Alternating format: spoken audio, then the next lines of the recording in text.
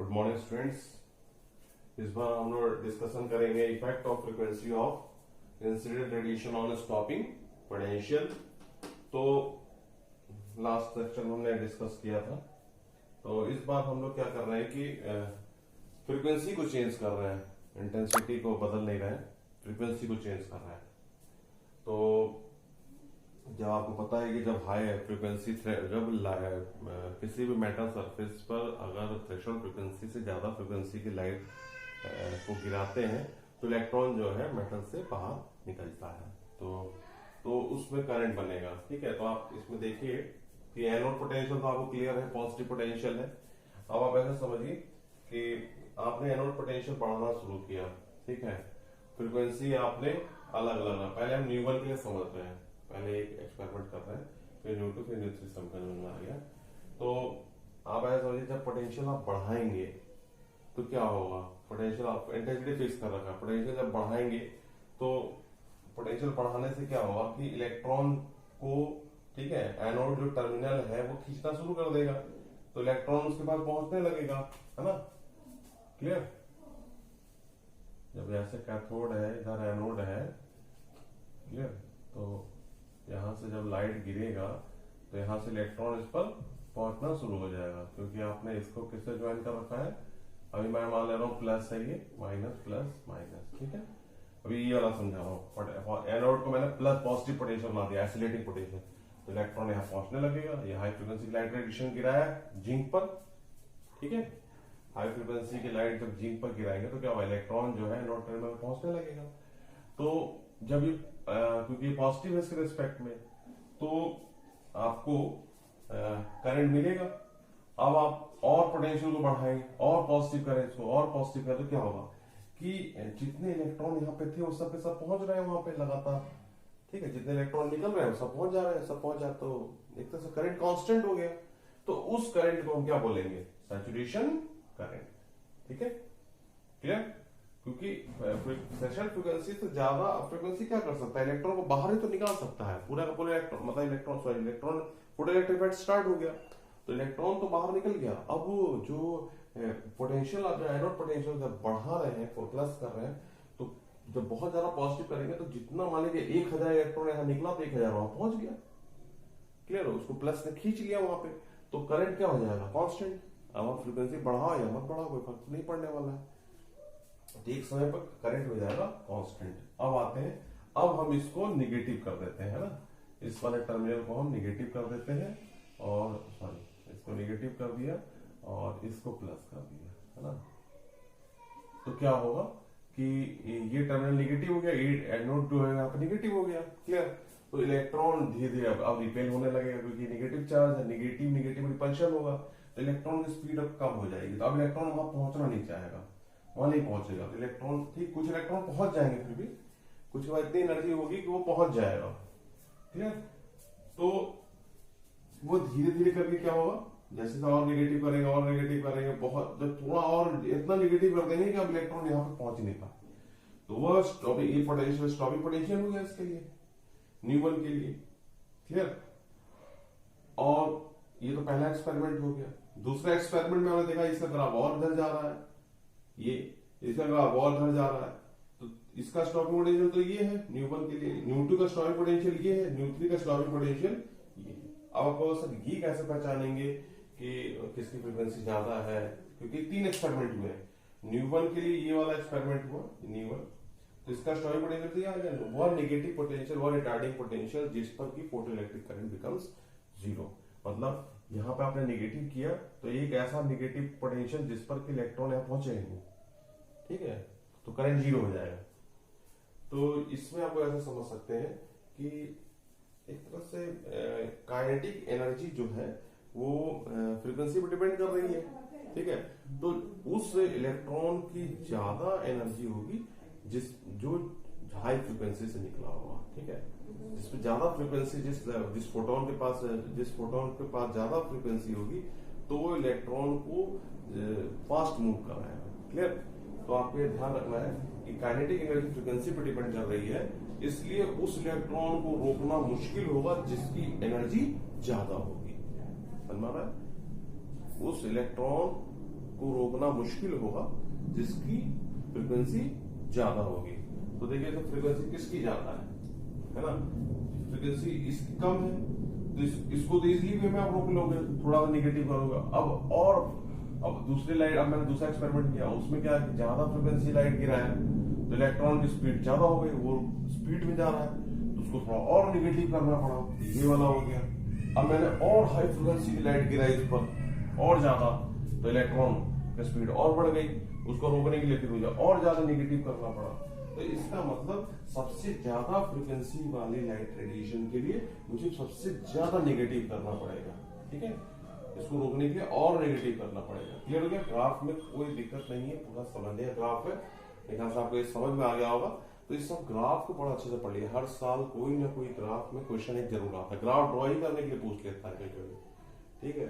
और तो ये सब डेफिनेशन टर्म में थोड़ा ध्यान रखिए, और ग्राफ को पूरा समझ कर इसको ना ड्रॉ करिए, 2-3 बार प्रैक्टिस करिए, एनसीईआरटी को पढ़िए 2-3 बार, ये और भी रेफरेंस बुक्स हैं उसको भी आप पढ़िए जरूर।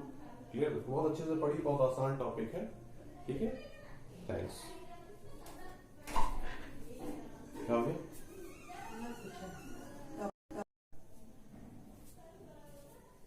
गुड मॉर्निंग स्टूडेंट्स, इस बार हम लोग डिस्कशन करेंगे effect of frequency of incident radiation on stopping potential.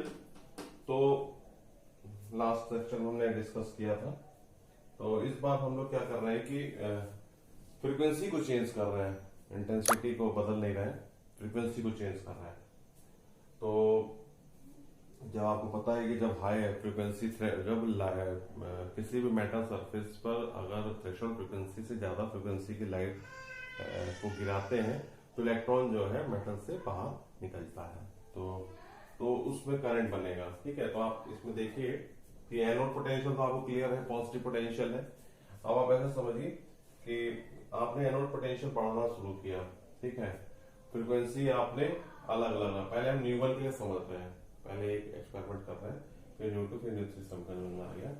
तो आप ऐसा समझिए जब पोटेंशियल आप बढ़ाएंगे तो क्या होगा, पोटेंशियल आप इंटेंसिटी फिक्स कर रखा है, पोटेंशियल जब बढ़ाएंगे तो पोटेंशियल बढ़ाने से क्या होगा कि इलेक्ट्रॉन को, ठीक है, एनोड जो टर्मिनल है वो खींचना शुरू कर देगा, तो इलेक्ट्रॉन उसके पास पहुंचने लगेगा, है ना। क्लियर? जब जैसे कैथोड है, इधर एनोड है, क्लियर, तो यहां से जब लाइट गिरेगा तो यहां से इलेक्ट्रॉन इस पर पहुंचना शुरू हो जाएगा, क्योंकि आपने इसको किससे ज्वाइन कर रखा है, अभी मैं मान ले रहा हूँ प्लस है ये, माइनस प्लस माइनस, ठीक है।